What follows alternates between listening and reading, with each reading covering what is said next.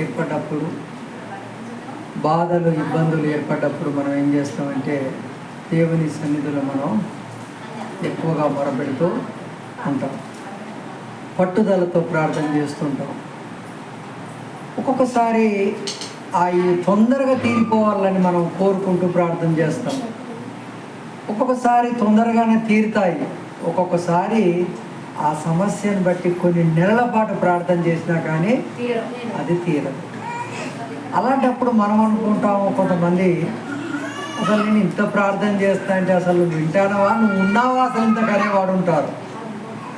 నేను ఇంత చేస్తున్నా, రాత్రింబవలు ప్రార్థిస్తున్నా, ఎప్పటికీ ప్రతి వారం తప్పకుండా నీ సన్నిధిలో నేను గడుపుతున్నాను, అయినప్పటికీ నా మొర వినట్లేదా, నా సమస్యలు తీరట్లేవు కదా అని చెప్పి మనకు చాలా ఏంటంటే మందిరానికి వెళ్ళాలన్నా పోదంతి నా సమస్యలే తీరయ్యా అన్నట్టుగా ఒక నిర్లక్ష్య భావంగా ఉంటుంది. అందుకోసము ఎప్పుడైతే దేవుడు మౌనంగా ఉంటాడో మన విషయంలో మనం అనుకోవాలి, అప్పుడు మనకు పరీక్ష కాలం అనుకోవాలి. ఏం కాలం అది? పరీక్ష కాలం. ఎందుకోసం అంటే ఇప్పుడు చాలామంది ఇక్కడ స్కూల్లోకి వెళ్ళి చదువుకున్న వాళ్ళే ఉన్నారు. ఆ క్లాస్ రూమ్లో టీచర్ నీకు ఏది తెలియకున్నా దానికి సమాధానం చెప్తుంది. కానీ అదే పరీక్ష రూమ్లో అదే నీ పక్కనే ఉంటుంది. అప్పుడు నువ్వేదన్నా అడిగితే ఏం చెప్పుద్దా? అప్పుడు నీ పక్కనే ఉంటుంది, కానీ అప్పుడు మాత్రం చెప్పదు. అదేవిధంగా దేవుడు కూడా ఒక్కొక్కసారి మనం పరీక్షించే సమయం, పరిశోధించే సమయం అంటారు అది. అందుకోసమే ఆ పరిశోధించే సమయం, పరీక్షించే సమయంలో దేవుడు ఏమవుతాడంటే మౌనంగా ఉంటాడట. మౌనం వెనుక ఏముంటుందంటే ఒక మర్మం బయలుపరచబడుతుంది. మౌనం వెనుక ఒక మర్మం బయలుపరచబడుతుంది. అందుకోసమే మనం ఒకసారి కీర్తన గ్రంథంలో 22వ అధ్యాయం 1వ వచనం చూస్తే, మీ బైబిల్ అందరూ తెరవండి. మరి చదువచ్చిన వాళ్ళు చక్కగా ఒకళ్ళు స్పష్టంగా చదవండి. కీర్తన గ్రంథము 22వ అధ్యాయము మొదటి నుంచి. నా దేవా, నా దేవా, నీవు ఎలా నన్ను విడనాడితివి?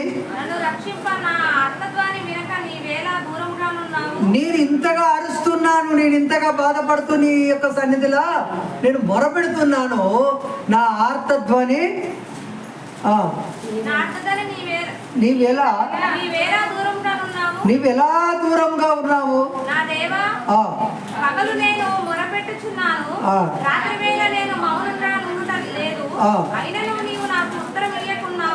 అయినను నువ్వు నాకు ఉత్తరము ఇవ్వట్లేదు. నేను రాత్రి ప్రార్థన చేస్తానే ఉన్నాను, ఈ సమస్య తీరిపోవాలి, ఈ బాధలు పోవాలి అని చెప్పి నేను రాత్రి చక్కగా కంటి నిండా పడుకోవట్లేదు, రాత్రి నీ సన్నిధిలో ఉంటాను, పొద్దున్నానుగా కూడా ఉంటాను, అయినప్పటికీ కూడా నా ప్రార్థనకు సమాధానం రావట్లేదు, నా సమస్య తీరట్లేదు అని చెప్పి మనం అనుకుంటాం. అదేవిధంగా ఇదే విధంగా ఒకనాడు యేసు ప్రభు వారు కూడా తెల్లవారితే సిలువెక్కాలే, ఆయన ప్రాణం చాలా కిరాతకంగా తీయనై ఉన్నారు. అలాంటి విషయంలో ఆయన కూడా ఏం చేశాడంటే తండ్రిని, చూడండి మత్తయి సువార్తల 26వ అధ్యాయము,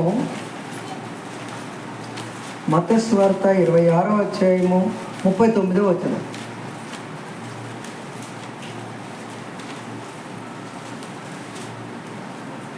26:39. కొంత దూరము వెళ్ళి సాగిలపడి నా తండ్రి, సాధ్యమైతే ఈ గిన్నె నా యొద్ద నుండి తొలగిపోనిమ్ము, అయినను నా ఇష్ట ప్రకారము కాదు,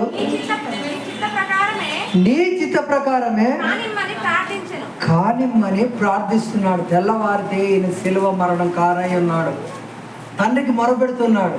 ఈయనతో పాటు ఇంకొక ముగ్గురిని కూడా తీసుకొని ప్రార్థన చేద్దాం పండి అని చెప్పి తీసుకొని వెళ్ళాడు.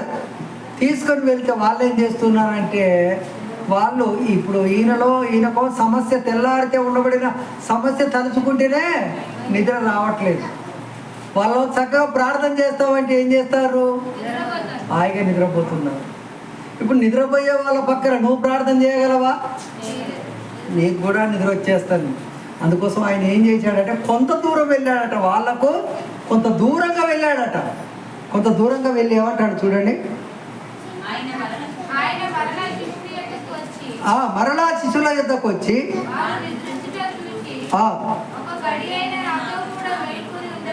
నా సమస్యను బట్టి మీరు ఒక్క గడి అయినా ప్రార్థన చేయలేరా?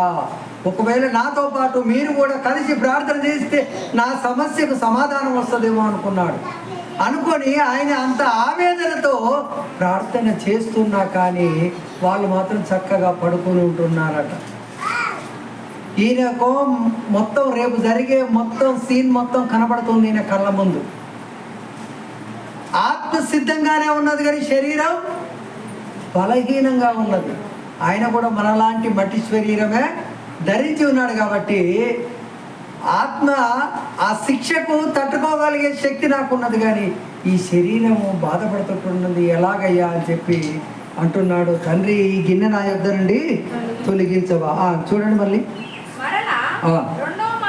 మరలా రెండో మారు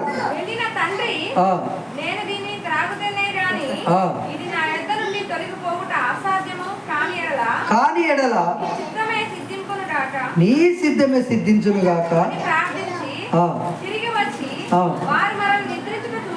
తిరిగి మళ్ళా శిశువుల దగ్గరికి వచ్చాడు.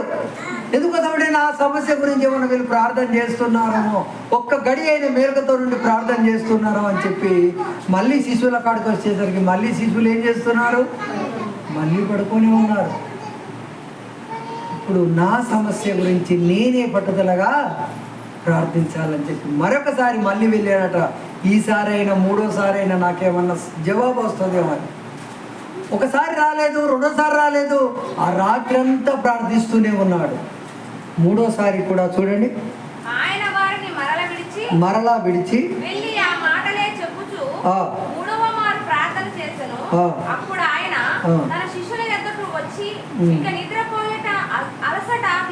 తీర్చుకొనుడి. ఆ గడియ వచ్చి ఉన్నది. మనుష్య కుమారుడు ఎవరి చేతిలో అప్పగించబోతున్నాడట? పాపాత్మల చేతికి పరమాత్ముడు అప్పగించబోతున్నాడు. నేను ఈ రాత్రి అంతా ప్రార్థన చేశాను, కానీ నాకు మాత్రం మౌనంగా ఉన్నాడంటే ఈ మౌనం వెనుక ఏదో మర్మం ఉన్నది. నాకు సమాధానం రాకున్నా పర్వాలేదు, కానీ ఈ మౌనం వెనుక నాకు ఒక మర్మం దాగి ఉన్నది అనుకున్నాడు. కాముగా ఉన్నాడు.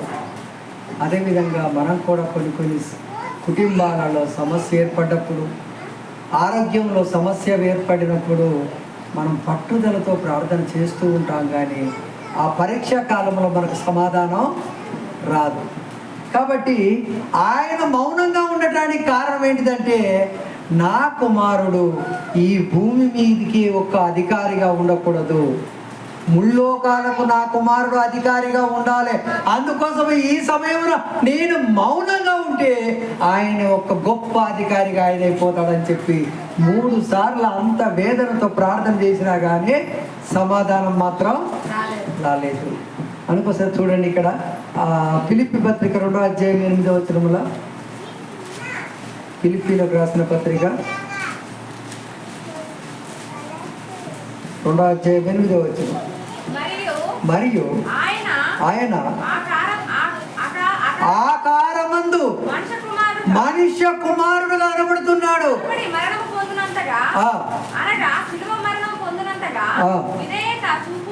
విధేయత చూపువాడై తన్ను తాను తగ్గించుకున్నాడు. ఏమైనా పర్వాలేదు, ఇక అంతా నా తండ్రి చిత్తమే అనుకొని భారం, బరువు, వేదన, శోధన అంతా ఆయన మీద వేసుకొని నిశ్చంతగా ఉన్నాడట. తెల్లవారితే 4 గంటలకు నేను పాపాత్మల చేతికి నన్ను అప్పగించబోతున్నారు. అప్పగించేవారు ఎవరో తెలుసా? నేను ఏర్పరచుకున్నటువంటి నా శిష్యుడే. ఈనాడు పక్కనున్నోడే పక్కల బల్యపూటుగా తయారయ్యే రోజులు. అది ఆనాడు ఆయనకు అయ్యింది, ఆనాడు యేసుక్రీస్తుకు అయ్యింది. ఆయనకి తెలియదు కాదు, కానీ ఒకవేళ ఇతడు కూడా మారుతాడేమో అని చెప్పి అతనికి ఆ అవకాశం ఇచ్చాడు. కానీ అతడు మాత్రం ఆ అవకాశాన్ని ఏం చేసుకున్నాడంటే ఈ 30 వెండి నాణ్యాలే యేసు ప్రభు నమ్ముకొని దక్కించుకున్న ఈ 30 వెండి నాణ్యాలే నాకు గొప్ప అనుకున్నాడు. కానీ ఆ 30 వెండి నాణ్యాలలో ఒక్క రూపాయి కూడా ఆయన తినలేదు, తాగలేదు, ఖర్చు పెట్టుకోలేదు. తిరిగి ఆ 30 వెండి నాణ్యాలు తీసుకెళ్ళి దేవాలయంలో పారవేసి, నేను ఒక మహా పరమాత్మని పాపుల చేతికి అప్పగించాను, ఇంతటి కిరాతకం నేను ఒడిగట్టుకున్నానని చెప్పి ఆ ఆవేదన తట్టుకోలేకపోయి యేసుక్రీస్తును సిలువ వేయకముందే అతడు ఉరిపెట్టుకొని చనిపోయాడు. అతడు ఉరిపెట్టుకొని చనిపోతే ఆ ఉరితాడు తెగి కింద పడి నడుము మధ్యకు విరిగి పేగులన్నీ బయటకు వచ్చి అంత దుర్మరణం పాలైపోయాడు. కాబట్టి యేసుక్రీస్తు వారికి చూడండి కింద ఆ మాట, అందుచేతను పరలోకమందున్న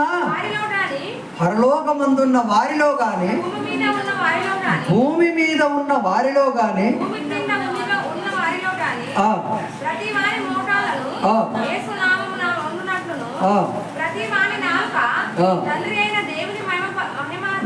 మహిమార్థమై యేసుక్రీస్తు ప్రభు అని ఎక్కడనంటే ఈ భూమి మీద బ్రతికున్నోడు, చచ్చినోడు, పైన దేవదూతలు సైతం అందరూ ఒప్పుకోవాలి. ఇంతటి గొప్ప మహా మహిమ నా కుమారుడు పొందుకోవడానికి నేను మౌనంగా ఉన్నాను అని తండ్రి ఏం చేశాడు? అన్నిసార్లు ప్రార్థన చేశాడు, ప్రభు నాకు సమాధానం ఇవ్వయ్యా. తెల్లవారితే జరిగే ఆ యొక్క ఆ భయంకరమైనటువంటి విషయాన్ని చూస్తే నాకు గుండె తట్టుకోలేకపోతుంది, శరీరం బలహీనమై ఉన్నది, ఆత్మ సిద్ధంగా ఉన్నది అని చెప్పి 3 సార్లు ప్రార్థన చేసినా కానీ ఏమాత్రం సమాధానం రాలేదు. మౌనంగా ఉన్నాడు. మౌనం వెనుక ఏమున్నదట? గొప్ప మర్మం దాచబడి ఉన్నది. మౌనం వెనుక గొప్ప మర్మం దాచబడి ఉన్నది. ఆ గొప్ప మర్మం ఏంటిదంటే 3 లోకాలలో అధికారి నా కుమారుడై ఉండాలి. ప్రపంచంలో ఉండబడినటువంటి ఎన్ని నామాలు అయితే ఉన్నాయో అన్ని నామాలకు పైన అధిక నామముగా యేసునామం ఉండాలి. అందుకోసమే ఆ అధికారమే నా కుమారుడికి రావాలి. అతను రావాలంటే సిలువలో బలియాగం కావాలి. అందుకే బలియాగం కావాలి. ఆ అధికారం ఆయనకు రావాలని చెప్పి 3 సార్లు కన్నీరు పెట్టి ప్రార్థన చేసినా కానీ చూడండి, ఆయనలో పాపం ఉన్నదని రాలేదా? లేకపోతే ఆయన దోషం రాలేదా?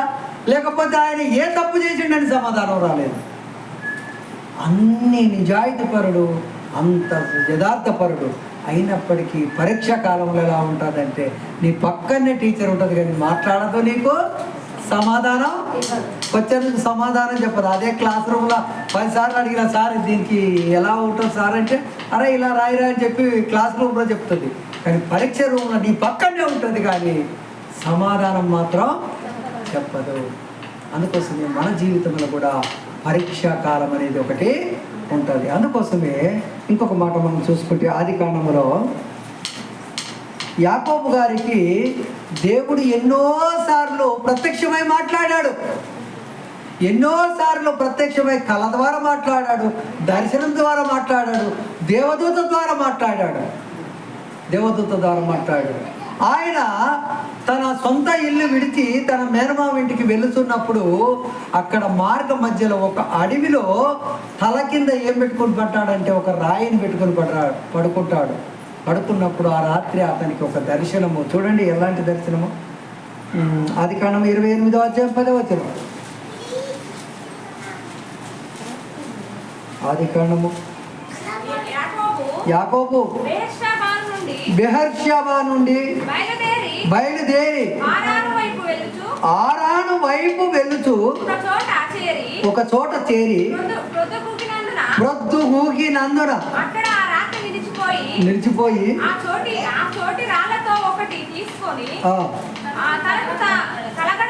తలగడగా చేసుకొని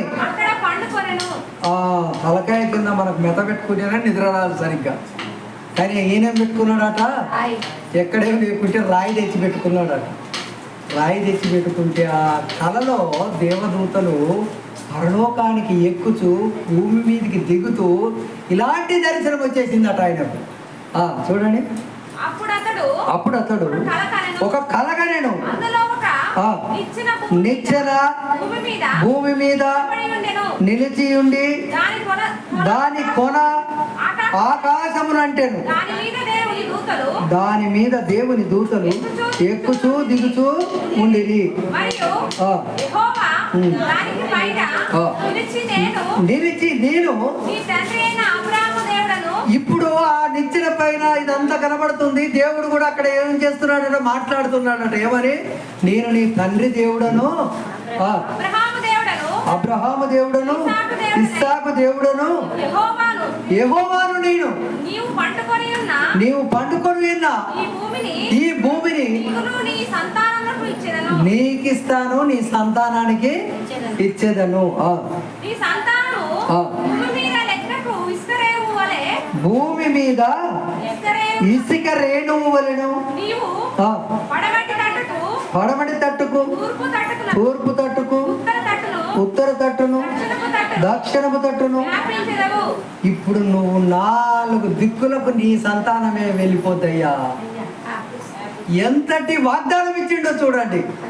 ఆ రాత్రి నాకు దిక్కు తోచకుండా ఉన్నది నా పరిస్థితి. నా అన్న చంపడానికి నా వెంట పడ్డాడు. నాకెవరు దిక్కు లేరు. నేను నా మేనమా ఇంటికి పోయి 4 రోజులు తలదాచుకొని నా అన్న కోపం తగ్గినాక తిరిగి మళ్ళీ నా ఇంటికి వచ్చేస్తానని చెప్పి ఆ అరణ్యములో పడుకుంటే దేవుని దర్శనం అతనికి వచ్చి అంటున్నాడు, యాకోబు నువ్వు భయపడకు, నేను నీకు తోడై ఉంటాను. నీ గర్భవాసం నుంచి వచ్చినటువంటి నీ పిల్లలకు తూర్పు దిక్కు, పడమటి దిక్కు, ఉత్తర దిక్కు, దక్షిణ దిక్కు, 4 దిక్కుల ఏ దిక్కుకు పోయినా నీ పిల్లలే ఉంటారు. ఈ ఎక్కడ పోయినా నీ సంతానమే ఉంటుంది. నీ సంతానం ఎంత విస్తరించబడుతుందో తెలుసా? ఇసుక రేణువుల వలెను. మీరు ఏంట్లో పోయి ఒక దోషడంతా ఉసుక తెచ్చుకొని ఆడ పోసి లెక్క పెట్టండి. ఒక రోజంతా లెక్క పెట్టగలరా? ఒక రోజు లెక్క పెట్టగలరా? ఒక దోషడే. కానీ అక్కడ ఉండబడినటువంటి సమాధానం ఏమంటాడో తెలుసా?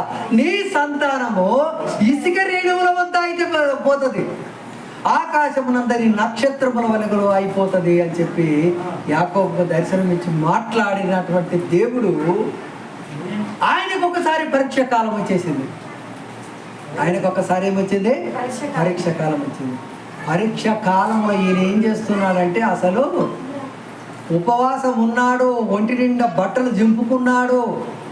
అసలు నేను చావా మరణమా, అసలు నేను బ్రతకను కూడా బ్రతకనని చెప్పి అంత కరెక్ట్గా ఆయన ప్రార్థన చేసినా కానీ ఆ సమయంలో మాత్రం మౌనంగా ఉన్నాడు దేవుడు.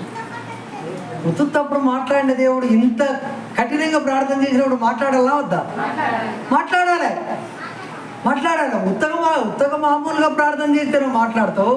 కన్నీరు విడిచి ప్రార్థన చేసి ఉపవాసం ఉండి ఇలా దీక్షలో ఉన్నప్పుడు ఎందుకు మాట్లాడవు అని చెప్పి ఆయన ఏమన్నాడు చూడండి. ఒక మాట 37వ అధ్యాయం, అందులోనే 37వ అధ్యాయం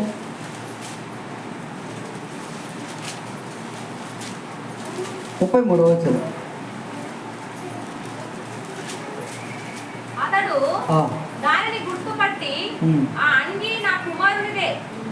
అతడు దానిని గుర్తుపట్టి నా కుమారుడిదే తినివేసెను, చీల్చబడెను.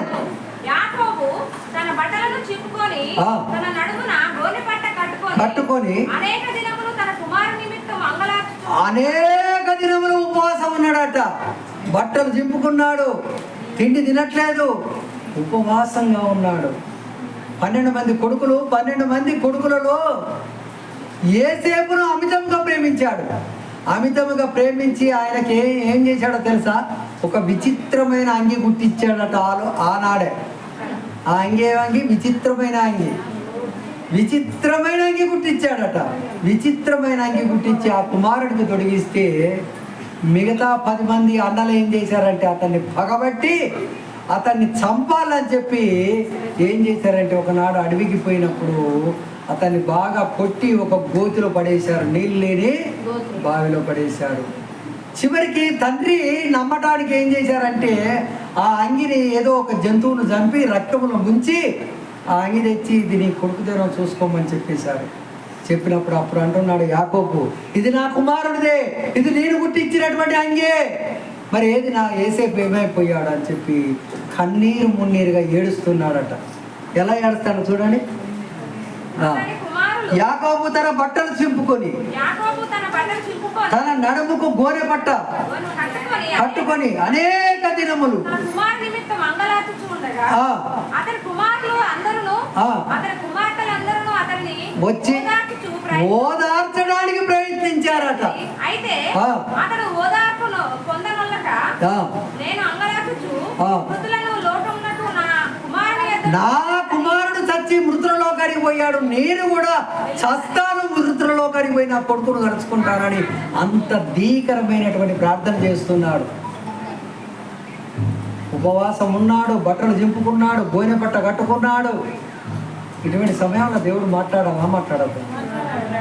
మాట్లాడి వరే బాబు ఎందుకు ఏడుస్తాను రాని కొడుకు ఎక్కడున్నాడు, ఐగుప్తులో ఉన్నాడు ఒక్క మాట చెప్పొచ్చు కదా. మౌనంగా వెళ్ళిపోయాడు. ఇప్పుడు నీ కొడుకు ఐగుప్తులో ఉన్నాడని చెప్తే ఈయన ఊకుంటాడా? వెంటనే బండి ఏదో ఒకటి కట్టుకొని పోయి నా కుమారుడు ఎక్కడున్నాడని గల్లీ వెతికి వారిని తీసుకొస్తాడు. ఇక్కడికి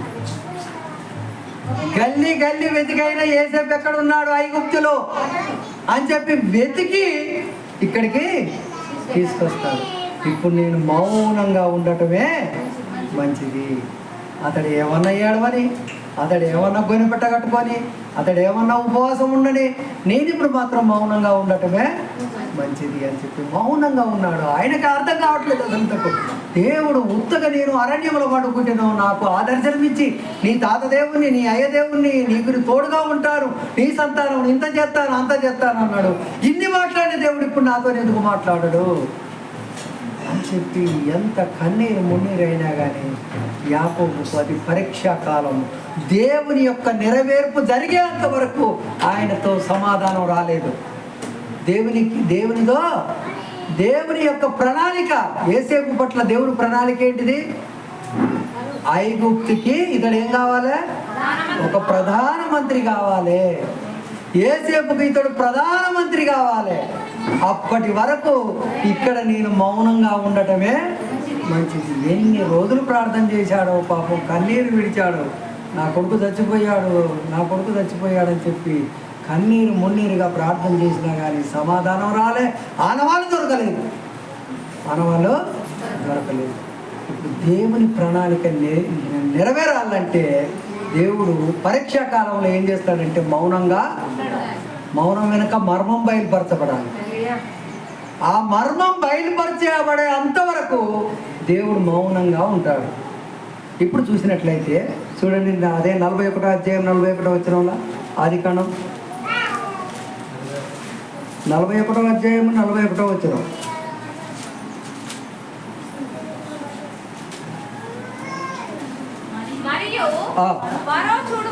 చూడుము ఐగుప్తు దేశమంతటి మీద నిన్ను నియమించి ఉన్నాను యోసేపుతో చెప్పాను. తన ఉంగరాన్ని తీశాడు, యోసేపు చేతికి పెట్టాడు. తొడిగించి బంగారు గొలుసు వేసి రాజు ఒక రథం మీద కూర్చుంటే మంత్రిని కూడా ఇంకొక రథం మీద కూర్చోబెట్టి వందనములు చేయుడి కేకలు వేసిరి. అతనిని నియమించెను. మరియు ఫరో యోసేపుతో ఫరోను నేను ఆయనను ఈ సెలవు లేక ఐగుప్తు దేశమంతను ఏ మనుషుడును తన చేతికైనను కాలినైనను ఎత్తకూడదని చెప్పాను. మరియు ఫరో యోసేపునకు జపన్యత పేరు పెట్టి అతనికి యోను యొక్క యాజకుడైన గోదీపేరు కుమార్తెకు ఆశీనుతో ఇచ్చి పెళ్లి చేశాను. అప్పుడు ఈయనకు ఏమైందంటే ఒక మహామంత్రి అయిపోయాడు. ఐగుప్తు దేశంలో అధికారం మొత్తం ఆయనదే. అప్పటికే 6 ఏళ్ల కరువు వచ్చేసింది.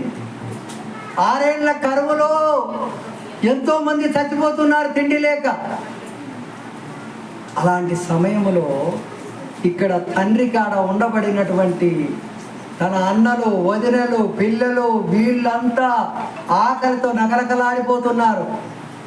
అప్పుడు ఈ పెద్ద మనిషి యాకోబు గారు ఏం చేశాడంటే ఈ చావక ముందు ఏ దేశాన ఆహారం ఉందో పోయి కొనుక్కొచ్చుకుందామని చెప్పి ఆరా తీసినప్పుడు ఐగుప్తులో ధాన్యం ఉందని అతనికి సమాచారం వచ్చిందట. సమాచారం వచ్చినప్పుడు అప్పుడు తన 10 మంది కొడుకులను ఆ ఐగుప్తుకి పంపిస్తాడు. పంపించినప్పుడు అక్కడ తన అన్నలను గుర్తుపట్టి, ఈయన ఎలా ఉన్నాడో తెలుసా, అప్పుడు పోయేటప్పుడు 17 ఏళ్ళ అబ్బాయి అతడు, ఒంటి మీద సరిగ్గా బట్టలు కూడా లేవు. అలాంటి వ్యక్తి అక్కడికి పోయిన తర్వాత 30వ సంవత్సరానికి ఎలా ఉన్నాడంటే ఒక యువరాజు లెక్క, చేతికి ఉంగరాలు, మెడలకు గొలుసులు, మంచి పట్టు వస్త్రాలు కట్టుకొని ఆయన ఉండేసరికి ఇతరును మాత్రం అన్నలు గుర్తుపట్టలేదు, కానీ అన్నలను మాత్రం ఇతడు గుర్తుపట్టాడు.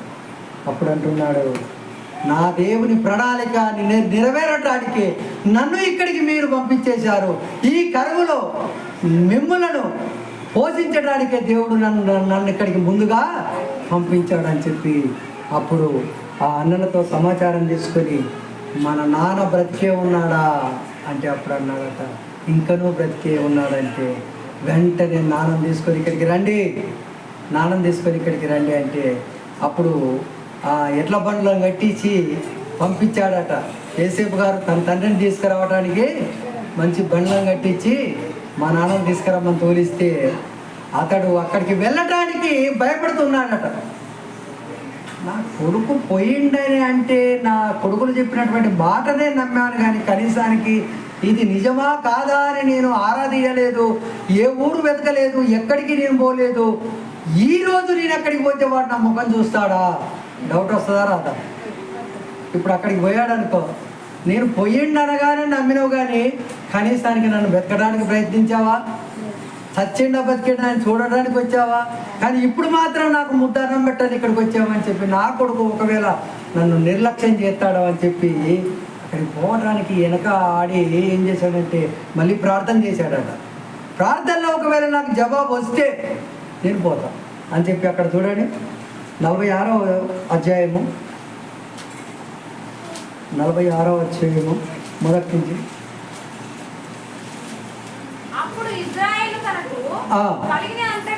కలిగినదంతటిని తీసుకొని వచ్చి బలి అర్పించారు. అప్పుడు రాత్రి దర్శనమందు దేవుడు యాకోబు అని ఇశ్రాయేలును పిలిచారు. ఇప్పుడు ఇన్ని రోజులు పిలవలేదు, ఇప్పుడు ఎందుకు పిలుస్తాడు చెప్పండి? దేవుని ప్రణాళిక అక్కడ నెరవేరింది.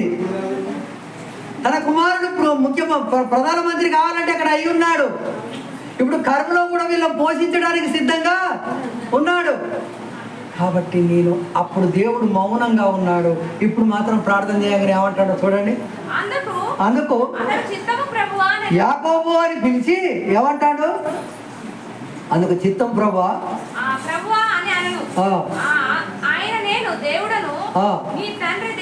నీ తండ్రి దేవుడను ఐగుప్తుకు పోవటానికి ఎందుకు వెనుక ముందు వాడుతున్నావు? నిన్ను ఒక గొప్ప జన్మగా చేయబోతున్నాను.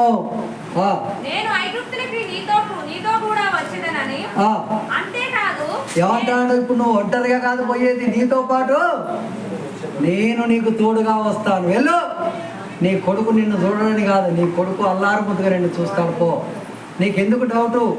నీ కొడుకు అందరిలాంటి వాడు కాదు, ప్రేమ ద్వేషం పెట్టుకునే కొడుకు కాదు, ఆప్యాయత కలిగినటువంటి కొడుకు, మంచి వాక్యభావం ఉండబడినటువంటి కొడుకు, నీ 12 మందిలో నీ ఆనిముత్యం లాంటి కుమారుడు నీ యోసేపు. నువ్వు వెళ్ళు, నీకు తోడుగా నేను వస్తాను అని చెప్పాడట. నీతో కూడా వచ్చేదను, అంతేకాదు నేను నిశ్చయముగా నిన్ను తిరిగి తీసుకొని వచ్చేదను. యోసేపు నీ కనుల మీద తన చెయ్యి ఉంచునని సెలవిచ్చగా అప్పుడు ఈయనకు ధైర్యం వచ్చిందట. దేవుడు మాట్లాడాక వెళ్ళనా వద్దా కొడుకాడికి వెళ్తే వాడు చూస్తాడో చూడడో. ఆనాడు 17వ సంవత్సరాలు చచ్చిపోయిందంటే చల్లగా కూర్చున్నాను, 4 రోజులు ఏడ్చారు, మొత్తుకున్న కూర్చున్నాను. వాడు చనిపోలేదట, ఈరోజు బతికే ఉన్నాడట అనేసరికి తండ్రికి అనిపించింది, నా కొడుకు నన్ను చూస్తాడో చూడడో, ఒకవేళ అక్కడికి పోయాక నన్ను ఏదన్నా మాటలు అంటాడేమో అని చెప్పి భయపడ్డప్పుడు నీ కొడుకు ఒక్క మాట కూడా నిన్నన్నాడు. నువ్వు రావటమే నాకు ఒక దైవంగా భావించి నిన్ను సంతోషంగా పెంచుకుంటాడు, నీతో పాటు ఉంటాడని చెప్పి దేవుడు ఎప్పుడైతే దర్శనమును మళ్ళీ ముఖాముఖిగా మాట్లాడాడో అప్పుడు ప్రయాణం కట్టిండట. ఇప్పుడు కొంతమంది ఏమంటారు చూడండి, కనీసానికి నేను ఇన్నేళ్ళ పోయి 17 ఏట పోతే 30వ ఏట ఇప్పుడు అక్కడికి పోతాను. ఎన్ని సంవత్సరాలు చెప్పండి? 13 సంవత్సరాలు. 13 సంవత్సరాలు నేను చచ్చినో తెలియదు, బతికినో తెలియదు. ఈనాడు నేను బాగున్నానే రాదా అనగానే ఇప్పుడు తెలిసి నా కాడికి ఏం ముఖం పెట్టుకొని వచ్చామంటే ఇంకా ఏమనిపిస్తుంది చెప్పండి? ఏ తండ్రికైనా ఏ తల్లికైనా ఏమనిపిస్తుంది? 13 సంవత్సరాల నుంచి చూడని అటువంటి నువ్వు ఈరోజు వచ్చి పిడికడ అన్నం పెట్టమంటున్నామండి. నా కొడుకు అంటే ఎలా ఉంటుందని చెప్పి ముందుగానే దేవుని దగ్గర ప్రార్థన చేసి విచారణ చేశాడు. విచారణ చేస్తే ఏమైందో తెలుసా? ఆ విచారణకు సమాధానం వచ్చింది. అంతకుముందు బట్టలు చింపుకొని ఏడ్చాడు, కానీ అప్పుడు మాత్రం సమాధానం రాలేదు. కానీ ఇప్పుడు మాత్రం సమాధానం వచ్చి ఏమంటున్నాడంటే, నువ్వు వెళ్ళు, నీతో పాటు నేను కూడా ఐగుప్తుకు వస్తా. నిన్ను అక్కడ ఉంచడమే కాదు, తిరిగి నువ్వు మరణమైన తర్వాత కూడా నీ శవాన్ని ఇక్కడికి తీసుకొని వస్తా. 17వ సంవత్సరాల కొడుకును విడిచిపెట్టాడు. తిరిగి మళ్ళీ కొడుకు దగ్గర ఎన్ని ఏళ్ళు ఉన్నాడంటే, తండ్రి మళ్ళీ 17 సంవత్సరాలు బ్రతికాడు. ఎన్ని సంవత్సరాలు బ్రతికాడు? కొడుకును 17 సంవత్సరాలు తండ్రి తాగాడు. మళ్ళా తండ్రిని కొడుకు ఎన్ని సంవత్సరాలు చదివాడు? 17 సంవత్సరాలు చదివాడు. అది రుణానుబంధం అంటే. రుణానుబంధం రూపేణం అంటే ఆ రుణానుబంధానికి నీ గర్భంలో ఒక రూపంగా వస్తారు పిల్లలు. రుణానుబంధం రూపేణం అంటే ఆ రుణానుబంధం నీ గర్భంలో వచ్చినటువంటి పిల్లలు, వాడిని నువ్వు ఎన్ని సంవత్సరాలు అయితే పెంచి పోషిస్తావో, వాడి గురించి నీవు ఎంతైతే కష్టపడతావో ఆ కష్టాన్ని గుర్తించుకొని వృద్ధాప్యంలో నిన్ను పోషించినటువంటి నీ పిల్లలే నిజమైన పిల్లలు. చూడండి, ఆయన ఐగుప్తుకి వెళ్ళినప్పుడు ఈ యాకోబు గారి వయసు ఎంతో చూడండి ఒకసారి. 47వ అధ్యాయము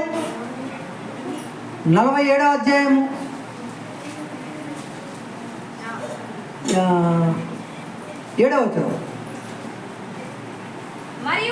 మరియు యాకోబును లోపలికి తీసుకొని వచ్చి ఫరో సంరక్షణ మందు అతన్ని ఉంచగా,